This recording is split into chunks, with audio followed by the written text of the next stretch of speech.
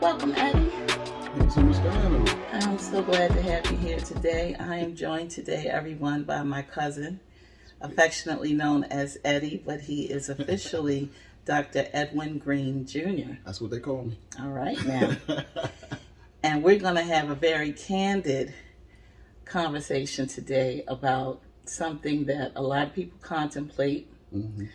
A lot of people want to step out on faith and have some reservations and fears, but it is primarily walking away from our 9-to-5s to pursue our passions, our true passion. Yep.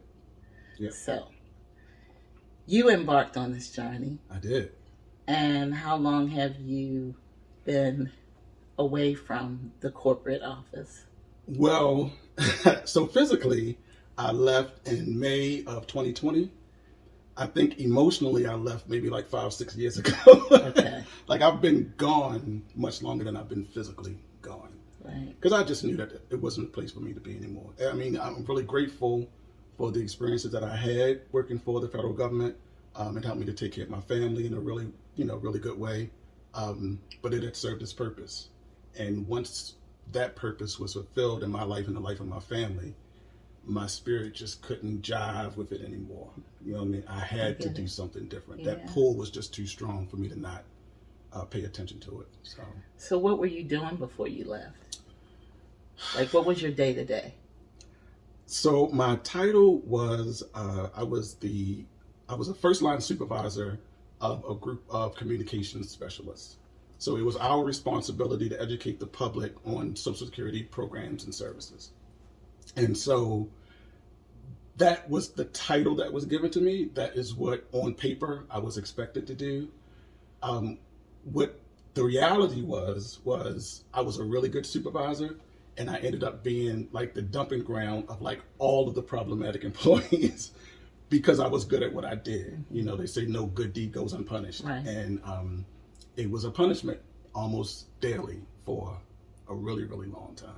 Okay. So while I was supposed to be focusing on communicating to the public and, my mind is in how do we reach people, particularly underserved communities, it really was, I was a highly paid babysitter. Okay. And it just wasn't going to get any better. Okay, so you dealt with a lot of different personalities, making people mesh together, straightening out problems. Yeah, and different personalities is not a problem. I was faced with the worst personalities, the types of personalities that no other supervisor wanted to deal with. That's what I got. Like, I don't have a problem with diverse ways of thinking, diverse ways of being and existing. I welcome that. Right. But I was getting the crazies. I was getting the nut jobs. And that just wasn't fair. You know, the average supervisor, if you have a team of 10 people, you may get 1 or 2 nut jobs. That's like on the average. But like I don't know who's going to see this, but my entire team, with the exception of a couple of people who I was allowed to bring on, was just really not good people. And it just made for a miserable existence. It really, really did, for a long time. Okay. It did. So what made you finally say, I need to be doing something else? So I knew that I needed to. Like I said, maybe 5 or 6 years ago, I knew that, it was time for me to go. But that fear crept in, and we overly use the word anxiety, but there was some anxiety involved with making such a significant change. Particularly, I'm not a single guy. I'm married. I got children. I got family. I have responsibilities beyond myself. And so I had to take all of that into consideration as well. But I just felt like, I don't know if you remember the movie Evan Almighty with Jim Carrey. No. So he's in a car, right? And he's looking for a sign from God. And he's literally driving down the highway, and there's a truck with all of these different signs, like traffic signs on the back of it, telling him what to do. And it's like he just can't see it because it didn't come in the package that he expected it to come in. And I think that was my experience. It didn't come in the way and at the time that I thought it should or what made sense for me. And so I couldn't see it, when it was time for it to happen. And so finally it was almost like God was like, dummy, now. And it was like, oh, that's what I was supposed to have been following all of this time. But it it's been there. I just, because my expectations were of a certain way, I couldn't see it. So was there an overlap in the transition, or did you just go straight from corporate America to, first of all, tell us what you do now. So now I'm a college professor. I teach 2 education courses for Stevenson University here in Maryland, and I do a lot of advocacy work in the community. And so I've been doing that the whole time, but that's been like volunteer work on the side. Now I do it full time, as this is how I get paid, this is how I make a living. So I charge for the work that I do, which has been an experience in and of itself as well, right? When you're used to volunteering, you just kind of give and give and give, and then you realize that you can monetize this stuff, and you realize that there are other people who are making like money hand over fist doing half of what you were doing. So that's a whole nother conversation. But but so that's what I've been doing. And so in terms of the overlap, it really felt to me that what I did to make money was the side hustle. That was just what I did to make the money. The stuff that I did in the evenings on the weekend was really what I was really about. And so that paradigm was really interesting for me, because if you were to ask me what I did when I was working full time for the government, I would probably say something along the lines of, I do some advocacy work with this organization and I work with kids. And nothing about what I did, for my salary, like my career. That just wasn't the reality for me. It never was. It really was just a job that I held for 20 some years. But that's all it was. That's all it ever was. And the day when I started, I knew, I'm looking back, I knew that it was just going to be that. I always knew that it was never going to be anything that I was passionate about, that, my heart was into. I always knew it. But they dangled some dollars in front of me, and I'm like, well, the work that I want to do is not going to pay me that much, so let me just go make this money and try to see if I can get some fulfillment on the side. And after a while, it just wasn't enough. It just wasn't enough. So when you received your PhD, did your salary increase? No, it went down. Really? Drastically. Yeah, I don't make anywhere near as much money as I made when I was working full time. Okay. Nowhere near. But the reward is? The reward, you can't put a price tag on it. The reward in working in your passion and doing the things that you are created to do, you can't put a price tag on it. I can't stress that enough. It becomes less about the money. And, I'm probably speaking from a place of privilege, because I did make a lot of money and I was able to, have some investments, have some money on the side, that kind of thing. So I say this recognizing that this may not be an easy experience for everybody. That being the case, I know too many people who've been engaged in this work who live really comfortable lifestyles. You know what I mean? It can be done, as long as you just kind of think your way through it and, make it make sense in the way that it needs to make sense for you. But in terms of like actual amount of money that I bring home, not even half. But I stay traveling, I stay purchasing. I haven't missed a meal, as you can see. Things are well. And you recognize that, part of my experience was I really had a lot more than I needed to have. That's one of the things that's one of the conversations that you have to have with yourself. Like, what do you really need in order to be comfortable in life? Right. And a lot of times it's a lot less than what you have. I've always felt like the amount of money that I made was enough, but I was always searching for more. And when I got more, then that was just enough. And then when I got more, then that was just enough. And so what this experience has done is taken me back to an earlier place where I made a lot less, but the fulfillment, like I said, you just can't put a price tag on it. It's invaluable. So what was that conversation like with your family, with your wife? Are you going through a midlife crisis? Like, what is going on? Okay, so there's a lot with that. So what I recognize, one of the things that I would tell people who are considering this type of move is you can't share everything with everybody. And I had to learn that. And particularly in my family, because we're really close, we do a whole lot of talking. But I recognize that people in their desire to have my best interests was really feeding into the fears that I had and making me not move when I should have moved. And they had the best intentions. My family had the best intentions, but they were concerned. They were concerned, and rightfully so, right? I've been a pretty predictable guy all my life, and so when I come out and say, I'm ready to quit my job, and it's like, whoa, who are you? Like, is everything okay? And I get that, but there were some conversations that I had to keep between me and God, because otherwise that message came to me, and it came directly to me, and nobody else knew it. And it's hard to say, well, God told me, you know what I mean? It's like, well, wow, what exactly did God say? And how did he say it? And what words did he use? Well, it really wasn't words. It's like a knowing. Well, what the heck does that mean? You know what I mean? Yeah, so I had some of those questions for you, like, what did God say? Yeah. How did he say it? And how did you hear it? But now as you're, as we're conversing and you're telling me these things, it's sort of, I'm feeling it more than I'm, hearing it. Yeah. I can feel it, and it's making me emotional almost. Yeah. Because I can see how, you would have that feeling, that knowing. That knowing. Yeah. So, yeah. And I would, like the analogy I used earlier about the traffic signs. I would say, okay, Lord, I need something tangible because I'm a tangible guy.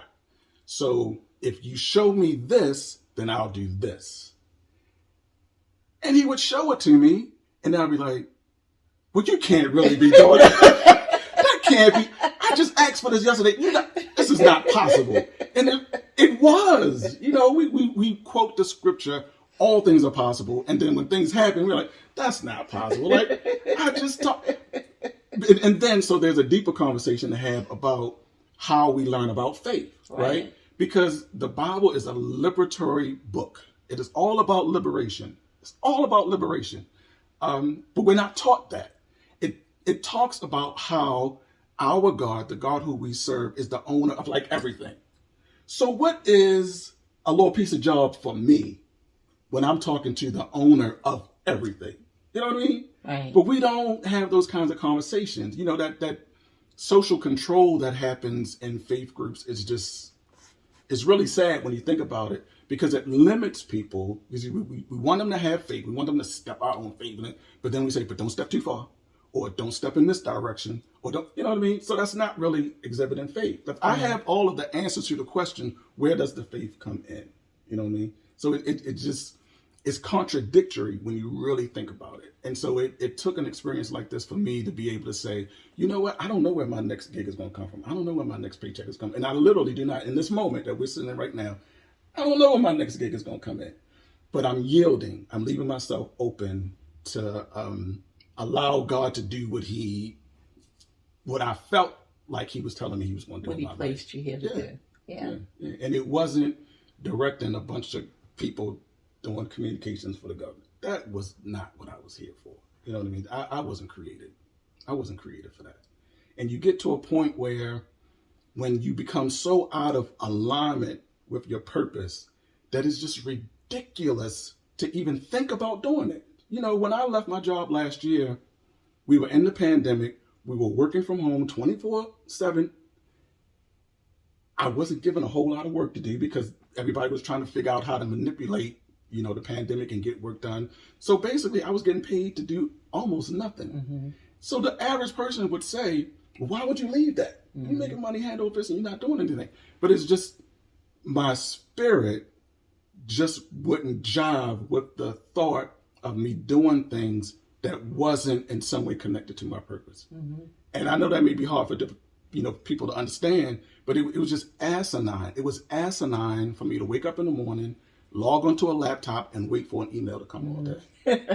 When I could be out in the street teaching a class or taking my brother to his chemo appointment, or you know what I mean? Right. I'm sitting here waiting for an email, and I'm waiting for 2:30 to hit. When 2:30 hit, then I log off, and then I can do. Yeah. It was ridiculous. Yeah. It was absolutely ridiculous. Yeah. Even for the money, it was ridiculous. Yeah. So I said enough is enough. I got up on a Sunday morning, and I said, okay, this is it. I'm done. I'm not going to do it no more. I drove to work one day. I pulled up in the parking lot, and I looked at the building, and I said, I'm not going in there anymore. And I didn't know what the plan was, but I told myself the last time I went into that building was the last time that I was going to go into that building. And it was the last time that I went into that building. I haven't been back since. Wow. I haven't been back since. So what are your speaking engagements primarily like? So I have a network of friends who, shout out to my village, who have seen my work and they refer me for different things. So, I've spoken for 4-H. I do a lot of teachers conferences, Black teachers conferences in particular, because there's a lot of things that Black people need to have conversations about that we haven't been allowed. There haven't been safe spaces for us to have those types of things. I still do a lot of Bible-based conferences as well. We were trying to bring this one conference here to Baltimore that I go to every year, but it didn't quite work out. But I'll still be teaching with them next year. And pretty much if you call me and you ask me to do a speaking engagement, I'm going to tell you that I know everything about it. When I hang up, I'm going to find a book, I'm going to learn it, and I'm going to deliver. That's... I ain't turning down nothing. Whatever the call is, I'm going to answer it. Great segue. So, how much research is put into what you do now? So, I believe, I'm a teacher by nature, and I believe that everything is a learning experience. Everything is a learning experience. So everything that I do, even when I engage with people on social media, that's a learning experience. And that, for me, is partly research, because when I have conversations with people, I get to learn what they're thinking, how their mind works, and how can we shift some of these conversations that need to be shifted. So in an informal sense, I feel like I'm engaged in research almost every day. And then, I'm raising children as well with my wife. And so that is a research project, right? Because we don't know. We have some of the variables in place, but we don't know what the ultimate outcome is going to be. We hope for the best, obviously.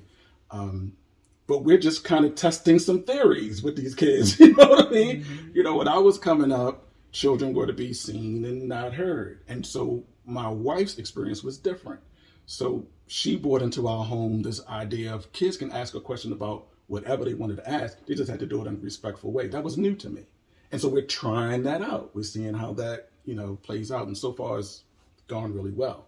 Thank goodness, because I would have to kill him otherwise. But everything is a research. And I think that's what's so exciting about learning, because you can literally make any experience something that you can learn from. I've never done a podcast. It was my first time doing a podcast. So I'm learning about how this works, and maybe I'll do one. I don't know. I don't want to be in competition because I know you'll kill me out in these streets. But yeah, everything is research and everything is learning. And I think I love learning. I'm really excited about finding out new things and asking questions and figuring out what make people tick and why do they think the way that they think, and how did you come to that conclusion? Yeah. Given these circumstances, I find that all fascinating. Yeah, that intrigues me as well. Yeah. So I knew a little bit about the Real Men Teach program. Yeah. Is that still in effect? Yeah. Tell me more about that. So a brother that I met at a Black Teachers Conference, Curtis Valentine, I think it was in Philadelphia a couple of years ago, he spearheaded this effort. And it's a bunch of merchandise that you can purchase, hoodies and T-shirts, and it all goes to fund efforts to bring more Black men into the classroom. And so what we know historically is that the teacher force used to be dominated primarily by men. And there was a shift that happened some years ago where, men had to be in positions that brought in more revenue to the family. And so women started moving into those positions. And what we know, particularly for young Black boys, is if you don't see a Black man as an authority figure in your life, it has a direct impact on how you develop as a man yourself. And so his effort is to bring more Black men into the school system, primarily for Black boys, but also for other ethnicities, because it's important for them to see that leadership as well from Black men, because, the stereotypes are what they are. Right. You know what I mean?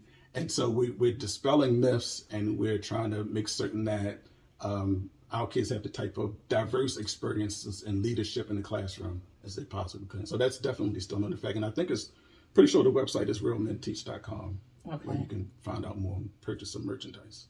What would you say has been your most rewarding speaking engagement or event since you've been in this arena? So, and why?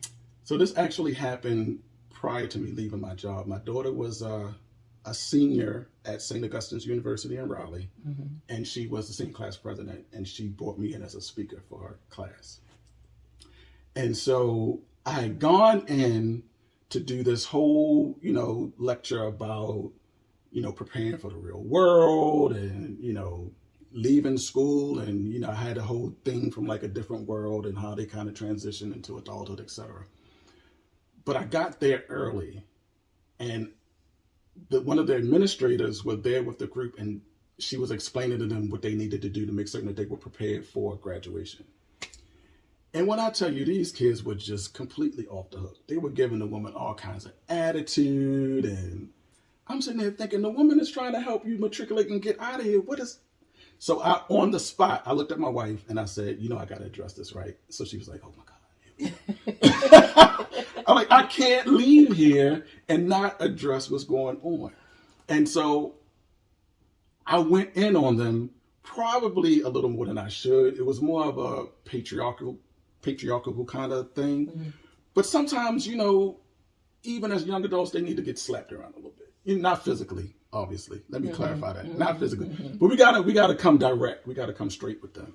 And one young lady, she got upset and she left out the room, which was her right. But I think that was the most rewarding experience for me. One, because I know that I connected with some of those young people in that space. And for whatever reason, the staff that was there didn't feel comfortable doing it. And I know it needed to happen. And what I believe, what I hope is that it changed the thinking of some of the young people in that space as they move forward. And that's the type of stuff that when you're teaching a child and they get that look on their face like, I got it. That's it. It's nothing like it. And as I'm talking to the crowd, and some of them, they're going to give you some attitude and all that kind of stuff. All behavior is communication, so I don't take it personally. I get it. But there are some who are like, oh, yeah, that was a little off the cuff what I did. Maybe I should have. That's it. That's why I drove to Raleigh, right? Because they didn't pay me for the speaking engagement. I went because of my daughter. But it's so rewarding when you are able to see what you believe to be the fruits of your labor. And so I could have gone and just given the regular speech that I prepared. Would that have been as impactful? I don't think so. I think what they needed to hear in that moment was somebody coming to them from the heart. Now I'm coming strong, but I'm coming from the heart, and I'm giving you things that I think you need in order to be successful in life. And probably most will get it. A couple of them, they're going to be kind of hard, but you can't win them all. But right. That's what's rewarding to me when I deliver something. And you see that people are like, oh, okay, I got it. That does it for me. So what advice would you give other people that are contemplating stepping out? Yeah. So a couple of things. Like I said earlier, all conversations aren't for everybody. Some things you got to keep to yourself, keep between you and God, because you're not going to get those messages. But what I will say, though, to that also is, people are change averse. That's just kind of the way society operates. That's how they've nurtured us to exist. There are some people who can't get it until they see it. And what I will tell you is there have been certain people in my life who have been like, well, you don't quit a job till you get a new job lined up. You don't quit a good government job. And I know they, like I said, I know they coming for a good, benefits. And, you've been there 20 years, you only got 10 more. And I'm like, how much more can my body take? That internalized stress is killing folks. It's real. So our conversations are not for everybody. Some things you have to keep to yourself, keep between you and God, and just kind of let people see it so they can get it. Because I have had people come back and say, I thought you was losing your mind. But now I see, and I'm like, thank God. Because had I tried to explain it beforehand, it wouldn't have seeped through. Some people just need to see it. The other thing is, I think we need to retrain our thinking to... Society makes us want to be in control over everything. Mm-hmm. And when you really think about it, we're really in control over nothing. We're just not. And once you accept that as the reality, when things come into your life, you're more able to accept it because it's not coming in the package that you thought it would come in. You didn't have any preconceived notions about what it would be. And so what I would offer to people is, don't try to think too far ahead. You know what I mean? Because that's when you start planning and planning and planning. And there's nothing wrong with planning. I mean, you gotta have some things in place, but within reason. Because there's some things that you're just not going to be able to plan for. You know what I mean? There's some things that you're not going to be able to see. And what you don't want to have happen is the opportunity come right across your face and you miss it because you thought it was going to be this other thing. And that's, I think, one of the tragedies that we do and that we instill in our children in the public school system. We want everything to be packaged just right. And nothing ever comes that way. Right. Nothing ever comes that way. I think we need to do a better job of having young people just being kind of open to the possibilities. You know what I mean? Our children are naturally creative, and we suppress their creativity because we tell them things have to be a certain way. You have to go to school until you're 18. You got to go to college for 4 years. You got to get married. You got to have children. You got to have grandchildren. You got to retire. You got to die. That doesn't happen for most people. It doesn't happen in that trajectory. And if your trajectory is different, that's okay. You know what I mean? It's yours. You know what I mean? And we shouldn't shame people because they didn't do it the way that we've been prescribed that it must happen. Who are you to judge who are you to decide how things should happen for somebody else? You know, as much as I take ownership of my children, I love them with all my heart. They don't belong to me. They're not mine. I have a responsibility to give them everything that they need in order to be successful, but they are their own human being and they have to chart out their own path. I would have never encouraged my daughter to go into the army. Never, right?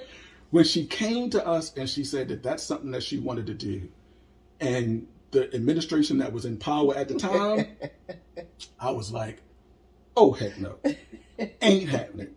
But my wife and I, we sat down and we had a conversation. She is a type of person who she wants to change the world. She wants to make the world a better place.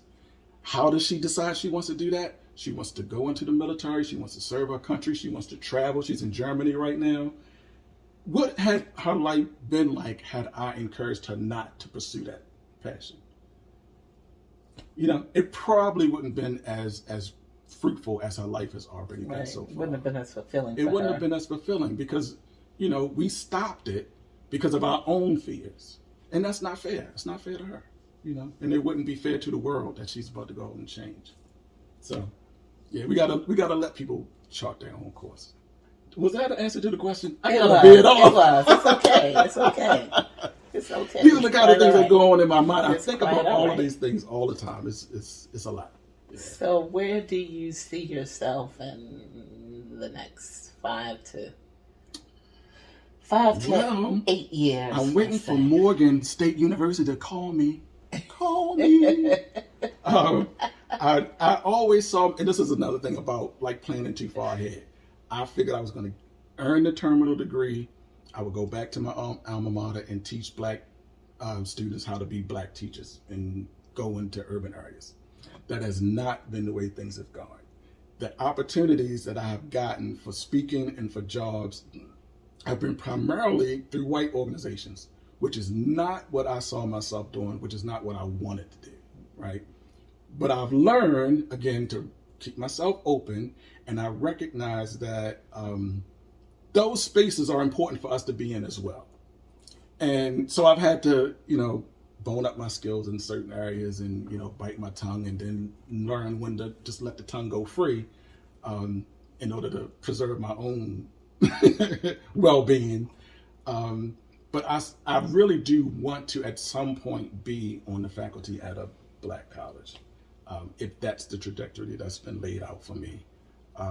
But I just want to teach. I want to be in front of young people. Sometimes I could not go back into a K-12 classroom. My tolerance level is way beyond that at this point. But I can teach, you know, some after-school programs, you know, because I think having those real-life direct experiences help you with the theoretical. You know, you have the practical and the theoretical, and it helps to bring those two things together. So I'm not just kind of talking out from the clouds. But I could just teach for the rest of my life and be okay with it. And hopefully, you know, I'll get to the point where somebody thinks that what I have to offer is worthy enough for like these $10, $20, $30,000 paying gigs, like these folk out here making and ain't saying nothing. Call me. No, just How do you do your research to determine how to monetize what you do? That's so awkward for me, because oftentimes when we have these gifts and talents, we just want to give it to the world. It's like art. I really feel like when I get in front of students, I'm creating art. And it almost feels contradictory to charge for it, because you feel like the art should just be shared with the world. Everybody should be able to experience it. Yeah, and if you can help somebody, why not help Right. somebody? And for people who can't afford your art, to not get it and that be the main person who needs it, that bothers me. Yeah. Right.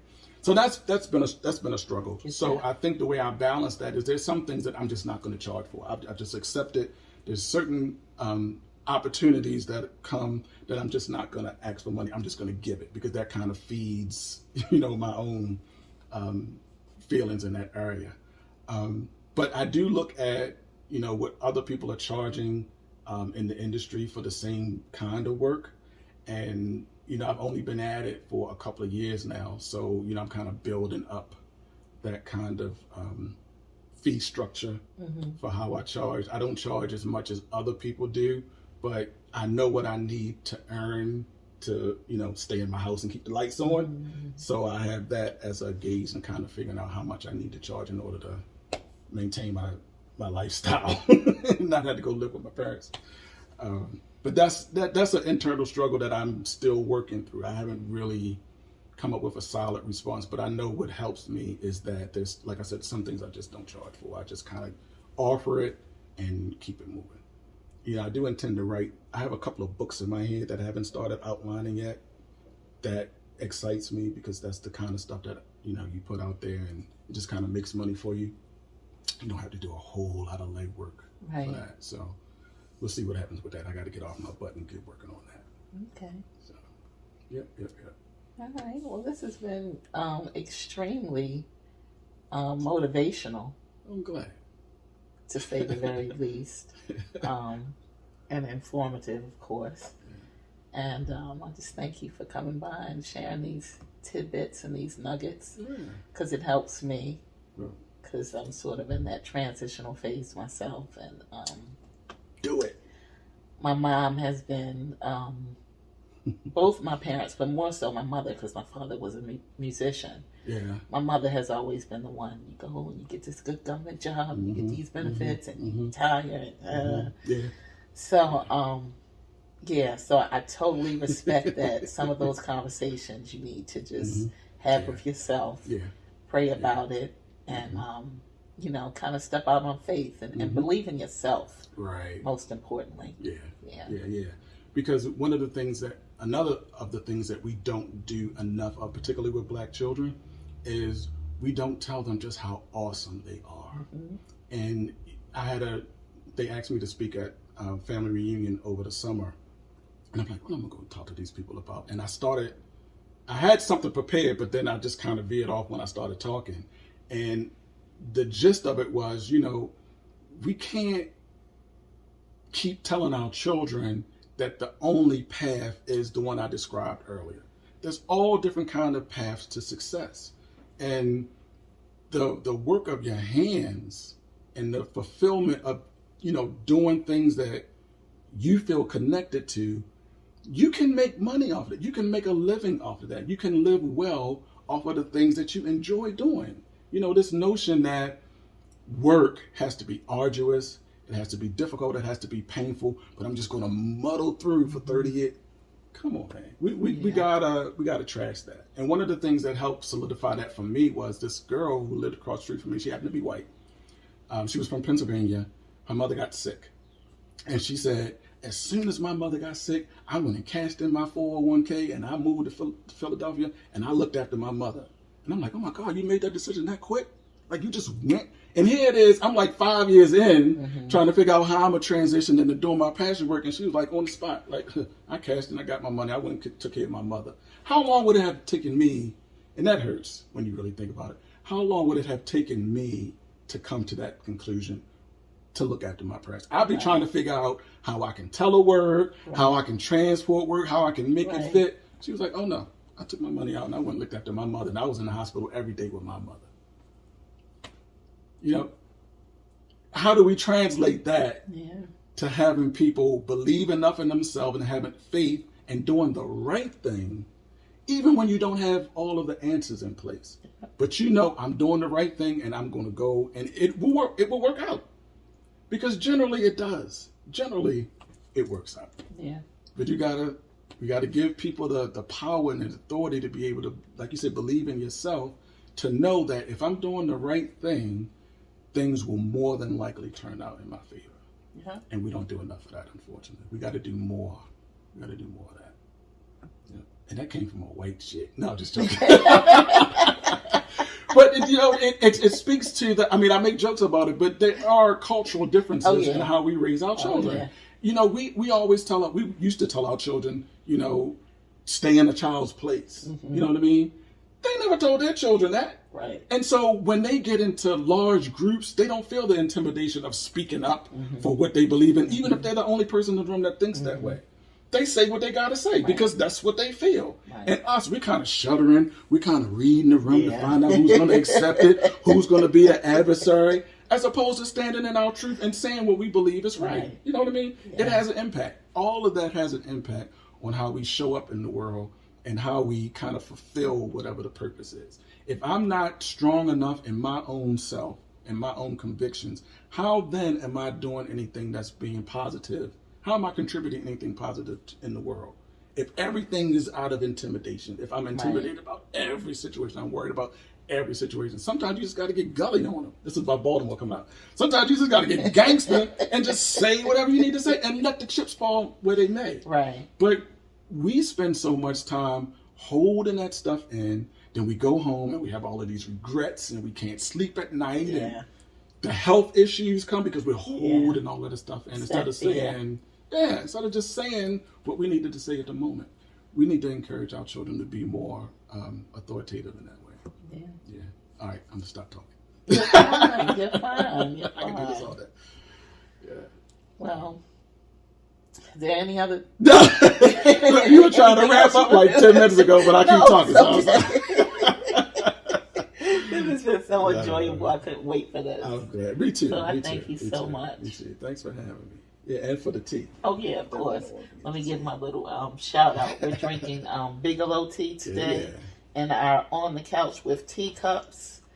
And thank you, everyone, for joining us for another segment of On the Couch with Tea. All right. Thanks for having me. It's been a pleasure. Awesome. Got to do it again. Yeah. But you got to pay me. No, just